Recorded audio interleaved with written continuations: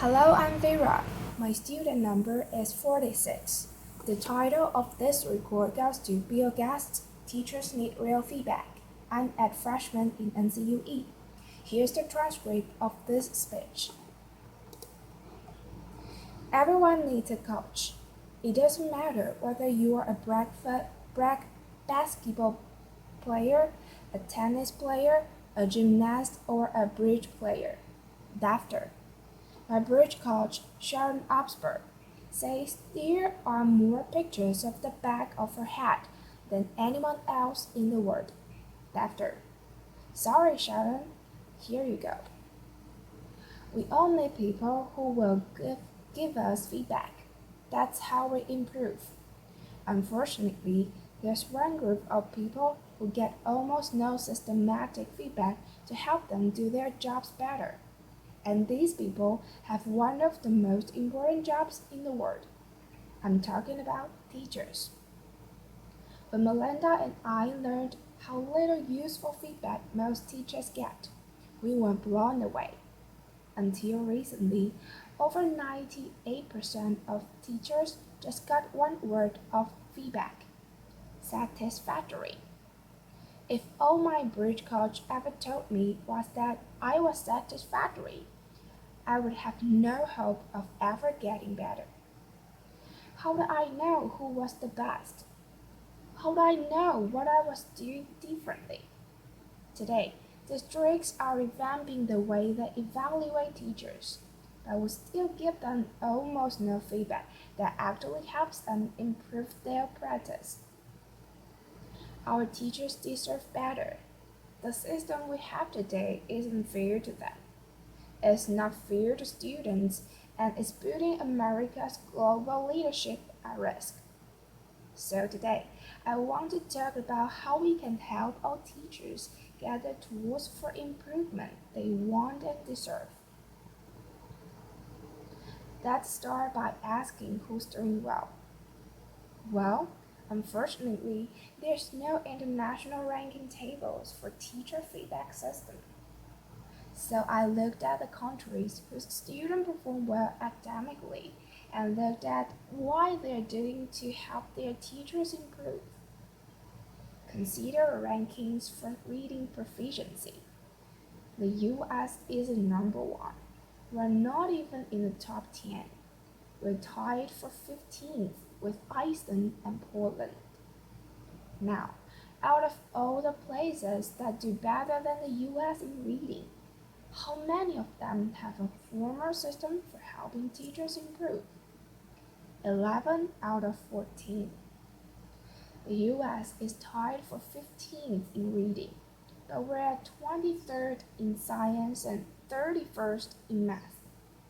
So there's really only one area where we are near the top. And that's in failing to give our teachers the help they need to develop their skills. Let's look at the best academic performer, the province of Shanghai, China. Now, they ranked number one across the board in reading, math, and science. And one of the keys to Shanghai's incredible success is the way they help teachers keep improving. They make sure that younger teachers get a chance to watch master teachers at work. They have weekly study groups where teachers get together and talk about what's working. They even require each teacher to observe and give feedback to their colleagues. You might ask, why is a system like that so important? It's because there's so much variation in the teaching profession. Some teachers are far more effective than others. In fact, there are teachers throughout the country who are helping their students make extraordinary gains. If today's average teacher could become as good as those teachers, our students would be blowing away the rest of the world. So we need a system that helps all our teachers be as good as the best. What would that system look like? Well, to find out, Our foundation has been working with 3,000 teachers in districts across the country on a project called Measures of Effective Teaching. We had observers watch videos of teachers in the classroom and rate how they did on a range of practices. For example, do they ask their students challenging questions? Do they find mutable ways to explain an idea?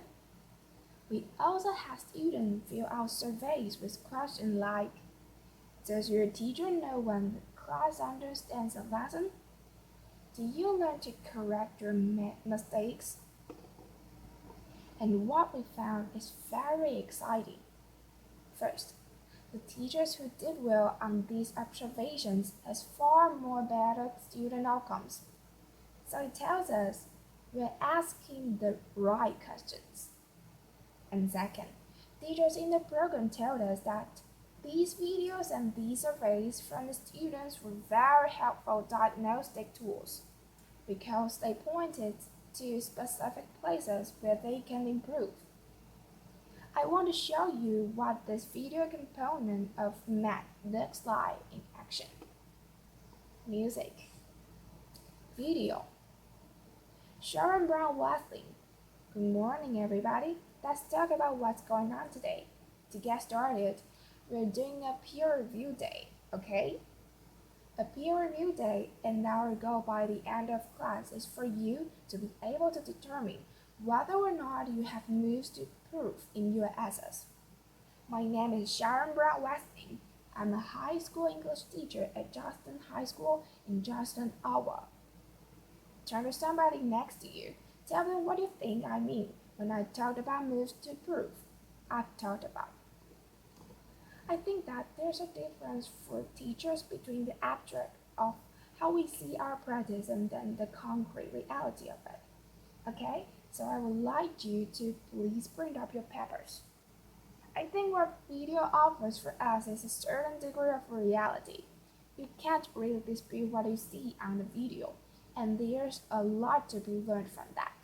And there are a lot of ways that we can grow as a profession when we actually get to see this. I just have a flip camera and a little tripod and invested in this tiny little wide-angle lens. At the beginning of class, I just perched it in the back of the classroom. It's not a perfect shot. It doesn't catch every little thing that's going on, but I can hear the sound. I can see a lot, and I'm able to learn a lot from it. So it really has been a simple but powerful tool in my own reflection. Alright, let's take a look at the long one first, okay? Once I'm finished tapping, then I put it in my computer, and then I'll scan it and take a peek at it. If I don't write things down, I don't remember them. So having the notes is a part of my thinking process, and I discover what I'm seeing as I'm writing.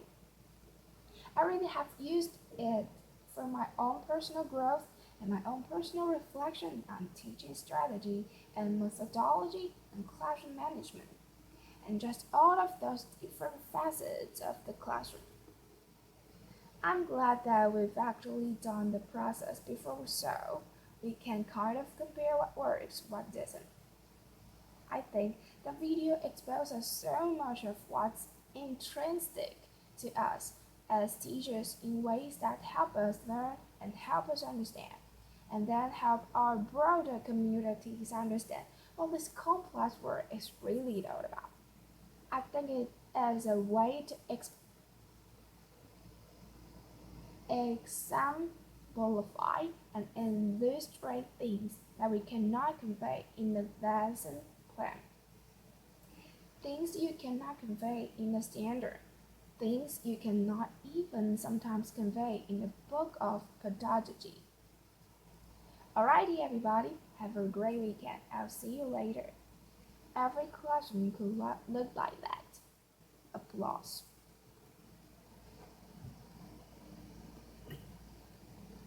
Bill Gates.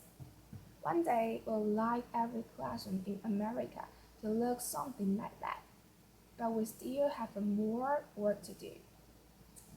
Diagnosing areas where a teacher needs to improve is only half the battle.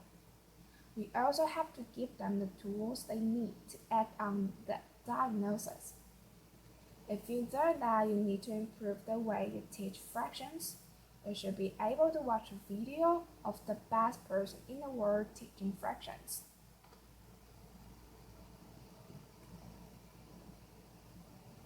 So, building this complete teacher feedback and improvement system wasn't easy. For example, I know some teachers aren't immediately comfortable with the idea of a camera in the classroom. That's understandable, but our experience with math suggests that if teachers manage the process, if they collect video in their own classrooms, and they pick the lessons they want to submit, a lot of them will be eager to participate.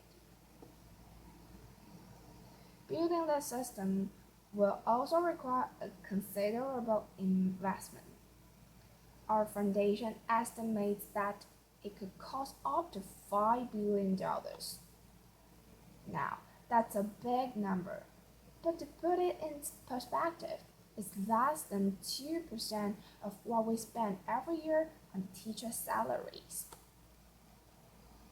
The impact for teachers would be phenomenal.